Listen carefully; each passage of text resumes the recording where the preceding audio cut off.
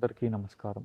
ఇవాళ మనం త్రిపురాంతకంలో ఉన్న దేవుడికి గుడికి అయితే వచ్చేసామన్నమాట. ఇక్కడ అమ్మవారు చాలా అంటే చాలా ఫేమస్. ఇది ఒక శక్తిపీఠం. మనకి ఈ గుడి వచ్చేసి మార్కాపురం నుంచి 40 కిలోమీటర్లు ఉంటుంది.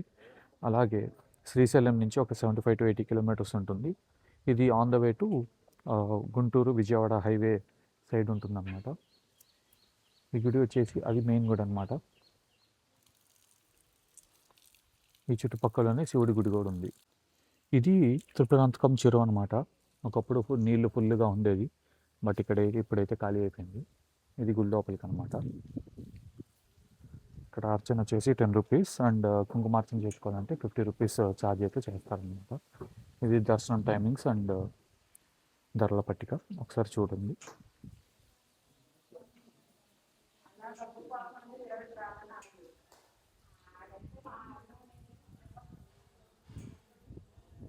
ఇది మెయిన్ గుడి.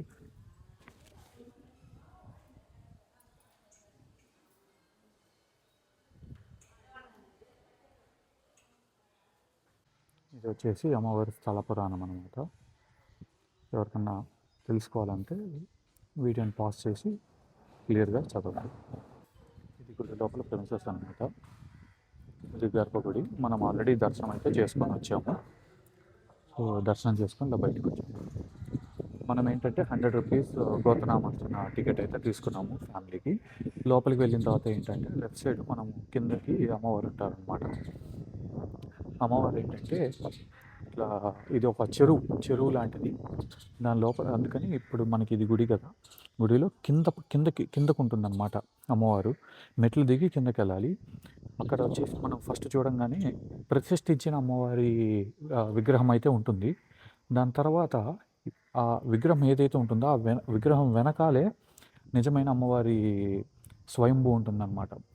అది మనము మామూలు సాధారణమైన ప్రజలు చూస్తే తట్టుకోలేరు, ఉగ్ర రూపంలో ఉంటారని చెప్పి ముందు ఇంకొక విగ్రహాన్ని అయితే ప్రతిష్ఠించి ఆ ప్రతిష్ఠించిన విగ్రహాన్ని దర్శనం చేసుకొని ఇస్తారనమాట.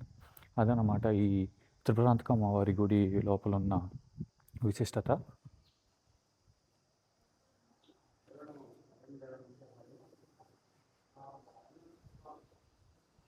రండి గుడి. త్రిపురాంతకం బాలా త్రిపుర సుందరి దేవి అమ్మవారి గుడి. నెక్స్ట్ మనం వచ్చేసి త్రిపురాంతకంలో ఉన్న శివాలయంకి అయితే వచ్చామన్నమాట. కొండ కింద అయితే అమ్మవారు ఉంటారు, కొండపైన శివుడి గుడి అయితే ఉంది, శివాలయం. ఇది స్థల పురాణం. మీరు వీడియోని పాజ్ చేసి క్లియర్గా చదువుకోవచ్చు. ఇది వచ్చేసి గుడి ఎంట్రన్స్ అనమాట. ఎవరైనా రావాలనుకుంటే ఇలా మెట్ల మీద కూడా పైకి రావచ్చు, లేదంటే కార్ పైకి వచ్చేస్తుంది, కార్లో కూడా రావచ్చు. ఇది మెయిన్ గుడి.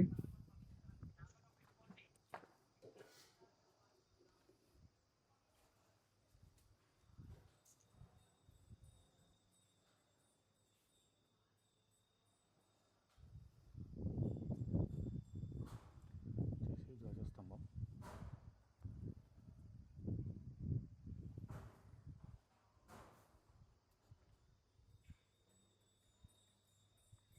కోతులు అయితే చాలా ఉన్నాయి. అది ఇంకొక ఎంట్రన్స్ గుడికి.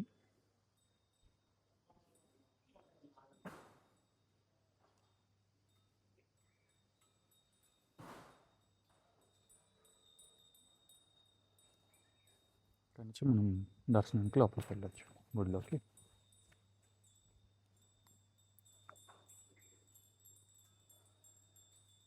గుడి అయితే చాలా ప్రశాంతంగా ఉందన్నమాట.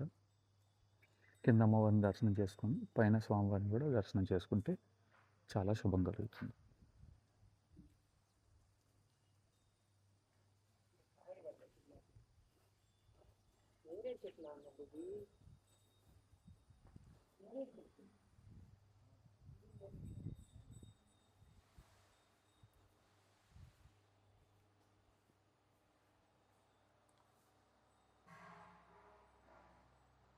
స్వామివారు